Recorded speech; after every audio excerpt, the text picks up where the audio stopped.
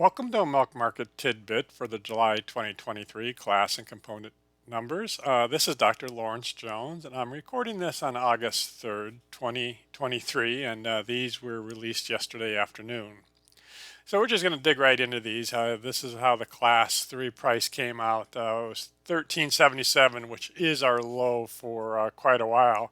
Right now, the futures are suggesting an upward movement, but these are a little bit under pressure right now, so we'll see how much that stays up there.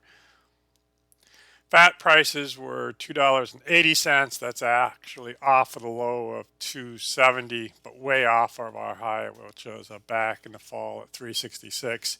And these are, coming up just a little bit. But again, these still tend to be fairly good fat prices. Anything above $2, I think, is considered a really good price. And butter is what's holding all of this up. Protein was at its low, $1.20. Now that's way off of where we would hope to be. I mean, we would hope to be close to $3 on protein. Looks like it's coming up, but like everything else associated with cheese right now, these may be a little bit overbought, and there's a little bit of pressure down on these. Other solids is really controlled by whey, and that's just been a downward trend. 7 cents, which may not be the low. Looks like August could be at 6 cents, and then these are supposed to trickle up a little bit, but we got to see some demand of whey pick up before that actually happens. The other component is class 4. It's actually come up a little bit from the low of 1795. We're at 1826. This seems to have a little bit of upward trend to it. Butter remains strong, and so that's going to hold class 4 up. Non-fat dry milk has a little bit of weakness to it, so it's likely to be right in this 19 plus or minus 10 or 15 cents.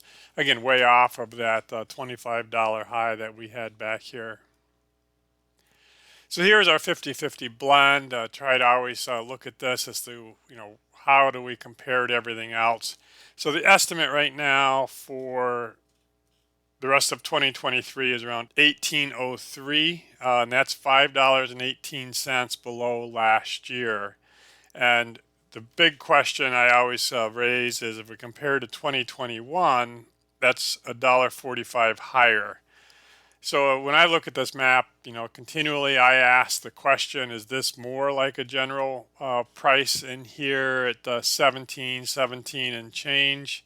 And, were we way up here and a little bit up here, but really compared to 2021, we're actually still pretty good.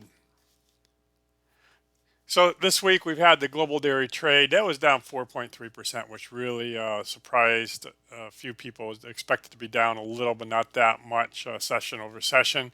We had the National Dairy Sales Report and the classic components, and it came in a little lighter than we would have thought, probably 4 or 5 cents lower in class values than we anticipated.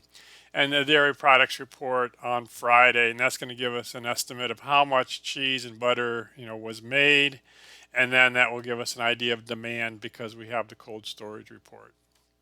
All right, that's it for me.